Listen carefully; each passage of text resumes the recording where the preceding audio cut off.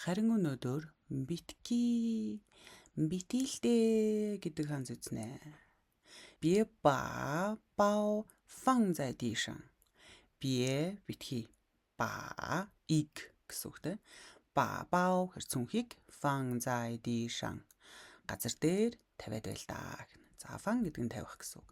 Зай байрлал зааж ин хааны газар дээр. Байрлал зааж байгаа бол дээрэд ороод гадна гэдгээ заавал хэлэх хэрэгтэй. Одоо энийг тогтоосон баха.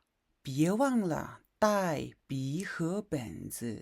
битгий мартаад байл та. дай дайх гэсэн үг. дай дайх авч явах гэсэн үг. Үзэг болон дэвтрээ авч явахаа битгий мартаад байл та. 别笑 битгий нэгэдэ. 别哭 битгий уйлаад. 别说 битгий юм яар.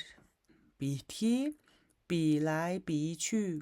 За ингээд би чи харьцуулна тийм ээ. Тэгэхээр харьцуулж ирээл, харьцуулж яваа боёо битгий ингээд наашин цаашин нэргүүлж тойруулаад ингээд хамаг юмыг нь харьцуулаад ил та гэнэ. Хэл зүгээр явж байна. Дөрвөн ханзаа учраас хэл зүг чонны юу хана. 大家都是好朋友. бүгдээрээ ши бол 好朋友. найзууд шүү дээ. За энд дөө яга явж байгаа лээ. 大家гэдэг чинь болтаараа хүмүүр гэсэн үг тийм. Нэг ч хүн үлдэхгүй буюу бүгд гэдэг санаа нь дөө дээр явж байгаа хана. 上课的时候别说话. Ая, багш нарын хэлдэг үг байна те.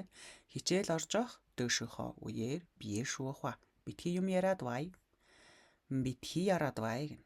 За өөрсдөө өгүүлбэр орчуулах өгүүлбэр хэсэг нь энэ байна. Өнөөдрийн үндсэн үг бие битгий.